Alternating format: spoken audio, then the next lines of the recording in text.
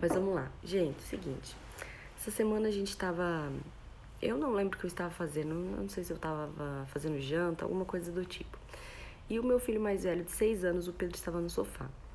E o pai dele estava querendo que ele fosse... Acho que era tomar banho. Eu não lembro se era escovar os dentes. Eu não me recordo certinho. Porque já faz alguns dias que isso aconteceu. Mas eu quis trazer o assunto pra live. Não quis fazer um post sobre isso. E o Rafael foi conversar com ele, né, a fim de fazer ele cumprir o que ele tinha combinado, que ele tinha que fazer. E do jeito tradicional, né, filho, vamos tomar banho e tal, não rolou. E aí o Rafael começou a usar as perguntas curiosas, né? Então ele começou a fazer perguntas, começou a estimular o cérebro dele para ele entender por que ele precisava fazer aquilo. E aí ele respondeu pro pai, bem assim: papai, eu sei que você e a mamãe ficam ficam falando desse jeito para me deixar feliz, mas dessa vez isso não vai funcionar. Olha só a frase que ele usou aos 6 anos. E isso me fez refletir, certo? O pai dele levou na brincadeira, pegou ele no colo, colocou no ombro e falou, vamos lá. E no fim rolou super certo, deu certo o que ele tinha que fazer lá pra dentro, rolou e fez. Mas isso me fez refletir, que depois o Rafael me contou. Eu não ouvi ele falando, né? O Rafael me contou. Isso me fez refletir o quê? Que as crianças, elas estão atentas a tudo o tempo todo. Até, inclusive, a nossa maneira criativa, digamos assim. Criativa de educar, usando a DP. Por quê? Ele já percebeu que a gente usa essas frases, essa colocação, essas perguntas, a fim de conseguir que ele coopere, que ele colabore, que ele cumpra as responsabilidades. Ele já entendeu isso, certo? E a ponto de questionar até o que a gente anda fazendo com ele, a fim dele cumprir isso. Porque ele falou assim, eu sei que vocês estão fazendo isso para me deixar, eu sei que vocês fazem isso para me deixar feliz. Olha só, gente, como essa frase diz muitas coisas, certo? Ou seja, ele se sente feliz, ele se sente cuidado da maneira como a gente pede para ele fazer as coisas e ele entende que ele precisa cumprir as obrigações, as atividades dele. Nem sempre ele vai sorrindo, né? Como eu já falei isso em vários workshops, nem sempre a criança vai sorrindo para aquilo que ela tem que fazer, mas ele faz, e ele faz se sentindo feliz, porque se sentiu aceito e porque se sentiu importante.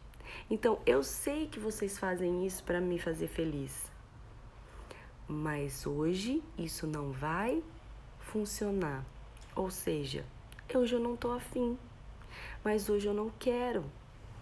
E, gente, ouvir isso de um filho, para alguns pais, pode parecer um desrespeito, um desacato, um desaforo. Mas ele está nada mais, nada menos do que expressando a sua insatisfação naquele momento, a sua não vontade naquele momento. O quanto de nós, pais, a gente fala assim, hoje eu não estou afim, hoje eu não vou fazer, hoje eu não quero.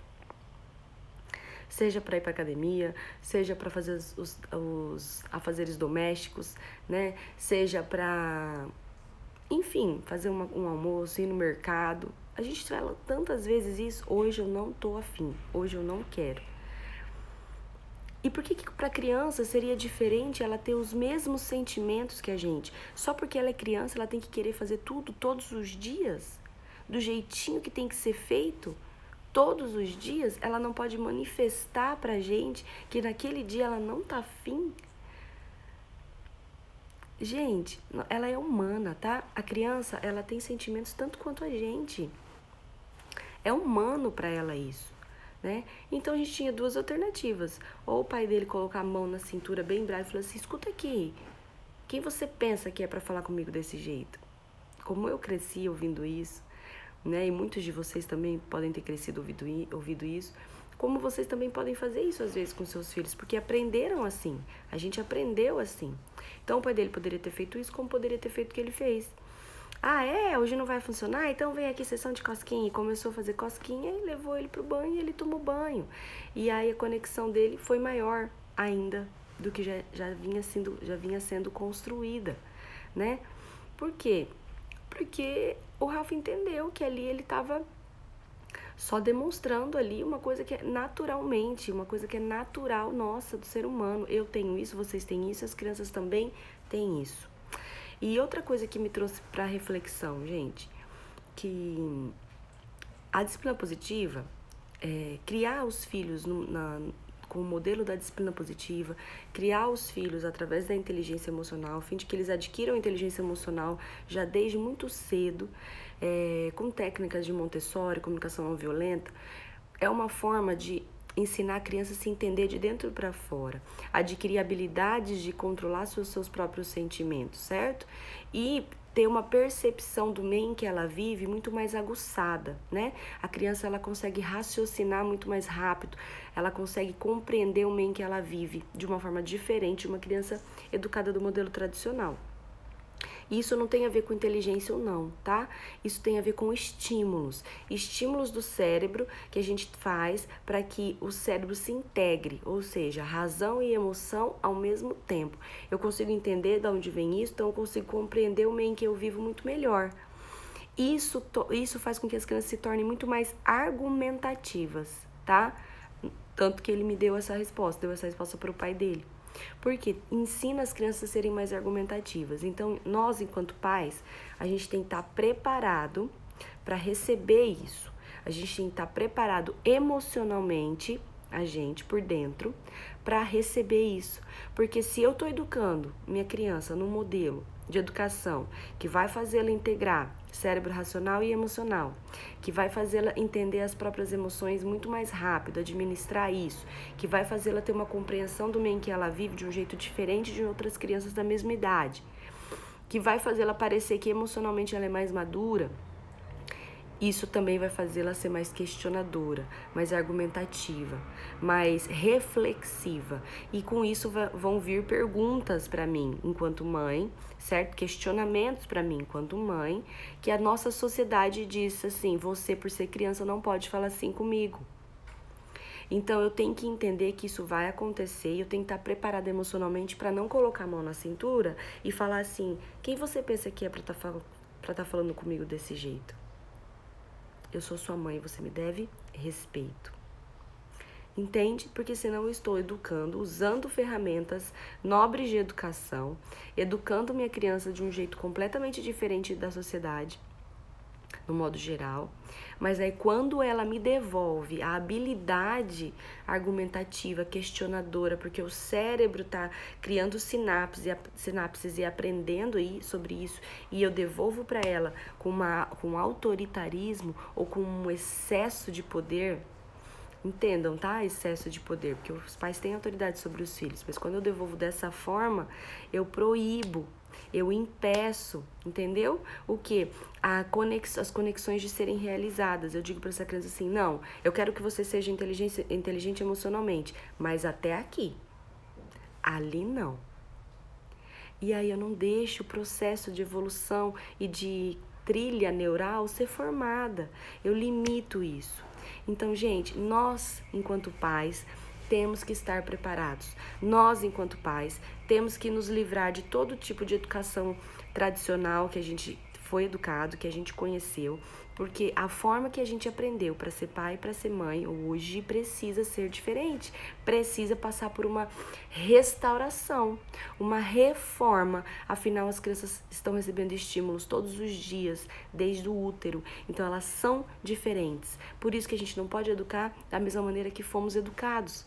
A gente precisa mudar, e para a gente conseguir fazer isso, a gente precisa mudar o nosso mindset. A nossa mentalidade tem que estar diferente. Eu não posso achar um absurdo a criança dizer isso pra mim, isso que meu filho disse. Eu não posso achar um absurdo a criança me questionar. Eu tenho que entender que vai além de uma falta de respeito. É uma conexão diferente. É um aprendizado para aquela criança. E entendam, é uma linha muito tênue para os pais confundirem em permissividade, tá? Eu não estou falando em permissividade. Eu não estou dizendo que seu filho pode faltar com respeito para você. Eu estou querendo dizer para você o seguinte: o que é falta de respeito? Primeiro, o que é respeito para nós pais? Né? Eu vou falar sobre isso essa semana, pretendo. O que é falta de respeito? O que é respeito? Certo? A gente acha que respeito é a criança cumprir todas as imposições de ordem que a gente der. Ela tem que dizer sim para tudo que eu disser para ela, para tudo que eu pedir para ela. Isso é respeito? Gente, muitas vezes isso é medo, certo? Então, o respeito é algo que a gente conquista pela admiração. Pense em alguém que vocês admiram. Pode ser uma figura pública, pode ser alguém perto de vocês, parente. E eu não tô dizendo respeito por medo, respeito por carga genética, tá? Respeito por hereditariedade. Eu tô dizendo respeito por admiração. Então, vamos supor, uma pessoa que a gente respeita muito, Madre Teresa de Calcutá foi uma pessoa muito respeitada, admirada, né? O Papa Francisco é uma pessoa muito respeitada e admirada. Enfim, várias outras figuras públicas e pessoas que são públicas que a gente respeita porque nós admiramos. Então, imagina assim, você tá lá educando seu filho, vem um Zé Mané, que você não respeita, e dá uma opinião sobre a sua educação. Você vai olhar e falar assim, tá bom, obrigado, valeu, ficou a dica. Isso se você falar assim, o filho é meu, quem cuida sou eu, né? Por quê? Porque você não admira, você não respeita. Então, o que ele falou pra você não fez diferença na sua vida, certo? Agora, se vem a Madre Teresa falar alguma coisa, ou se vem alguém muito influente que você admira, respeita e te dá uma opinião sobre a educação do seu filho, você vai parar pra analisar. E você vai falar assim, não sei não, parece que tem as normas, porque ela falou, então agora eu tenho que cumprir, certo? Por quê? Porque vocês admiram, e por admirar aquela pessoa, vocês respeitam a opinião dela.